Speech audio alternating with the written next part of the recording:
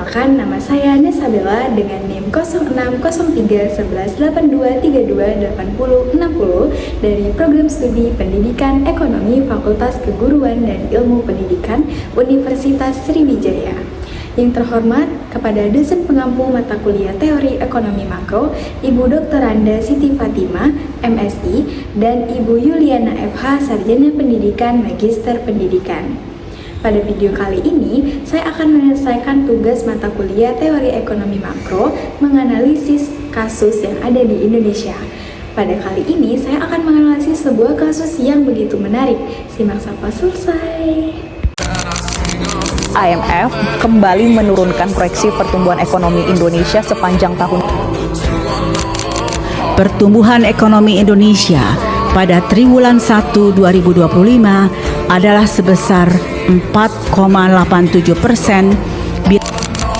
Ekonomi Indonesia terkontraksi sebesar minus 0,98%. Mencatat pertumbuhan ekonomi Indonesia kuartal 1 2025 tercatat sebesar 4,87% year on year.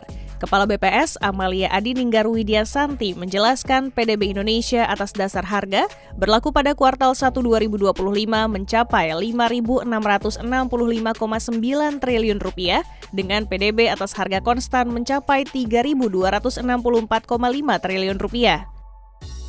Sehingga pertumbuhan ekonomi Indonesia pada triwulan 1 2025 adalah 4,87% bila dibandingkan dengan triwulan 1 2024 atau year on year. Ujar Amalia dalam konferensi pers Senin 5 Mei 2025. Amalia membeberkan ekonomi Indonesia terkoreksi 0,98% secara kuartalan jika dibandingkan dengan kuartal 4 2024. Nah, jadi gimana nih guys setelah membaca dan mendengarkan berita tentang dari Badan Pusat Statistik yang menjelaskan pada kuartal 1 tahun 2025 ini pertumbuhan ekonomi itu 4,87%. Gimana nih tanggapan kalian? Apakah muncul pertanyaan ekonomi kita ini baik-baik saja kah atau justru ini sinyal untuk kita harus waspada?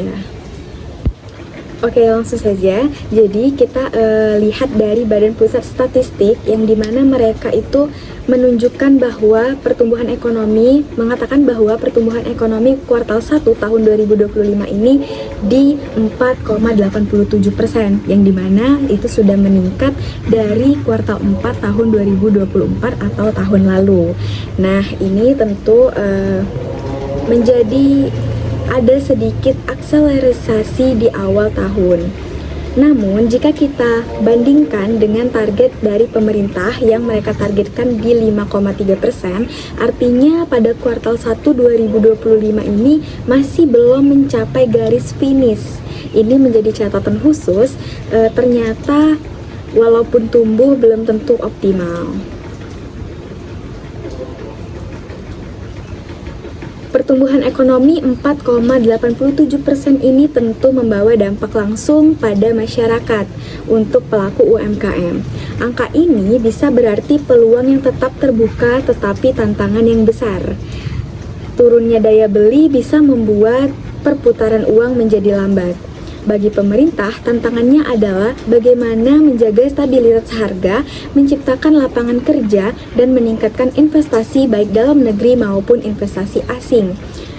Semua kebijakan fiskal dan moneter harus berjalan sinergis untuk menjaga momentum seperti ini. Nah, aku punya beberapa rekomendasi atau cara agar pertumbuhan ekonomi itu tetap stabil bahkan meningkat. Ada beberapa langkah yang aku cari, yang aku dapatkan dari berbagai sumber bacaan. Itu yang pertama, pemerintah perlu meningkatkan stimulus konsumsi rumah tangga, misalnya lewat subsidi pangan, BLT, atau insentif UMKM. Kedua, perluasan lapangan pekerjaan yang berkualitas. Jadi tidak hanya menciptakan lapangan pekerjaan yang kecil-kecil, ciptakan lapangan pekerjaan yang berkualitas yang memuat banyak yang membutuhkan lowongan yang banyak. Yang ketiga itu mendorong investasi langsung, baik investasi dalam negeri maupun investasi asing, dengan penyederhanaan perizinan dan jaminan kepastian hukum. Yang terakhir, tidak kalah penting memperkuat sinergi antara kebijakan fiskal dan moneter agar inflasi tetap terjaga dan rupiah tetap stabil. Itu saja mungkin yang dapat saya sampaikan. Tentunya kerjasama ini, target ini bisa kita lakukan dengan kerjasama antara pemerintah, pelaku usaha, dan masyarakat. Ekonomi Indonesia punya peluang untuk tumbuh lebih inklusif dan berkelanjutan. Mari kita terus pantau dan berkontribusi sekecil apapun peran kita.